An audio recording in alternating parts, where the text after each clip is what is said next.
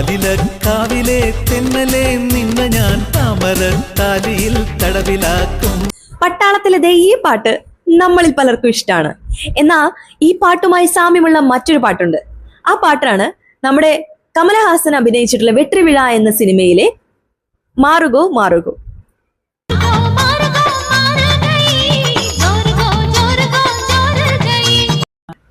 ഈ പാട്ടിന് ഈണം നൽകിയിട്ടുള്ളത് ഇളയരാജയാണ്. എന്നാൽ ആലിലക്കാവിലെ എന്ന പാട്ടിന് ഈണം നൽകിയിട്ടുള്ളത് വിദ്യാസാഗറുമാണ്. അതാണ് വ്യത്യാസം. അതുകൂടാതെ ഈ പാട്ട് പാടിയിട്ടുള്ളത് പി ജയചന്ദ്രനും സുജാത മോഹനുമാണ്. പിന്നെ മറ്റൊരു കാര്യം കൂടി പറയാനുള്ളത്, ഈ പാട്ടിൽ ഒരു സ്ത്രീ വിരുദ്ധത കൂടിയുണ്ട്. എന്തെന്ന് വെച്ചാൽ ആലിലക്കാവിലെ തെന്നലെ നിന്നെ ഞാൻ താമരത്താലിയാൽ തടവിലാക്കാം എന്ന് പറയുന്നുണ്ട്. അർത്ഥമായിട്ട് ഉദ്ദേശിക്കുന്നത് ഒരു പുരുഷൻ സ്ത്രീയെ തടവിലാക്കാനാണ് വിവാഹം കഴിക്കുന്നതെന്നാണ്.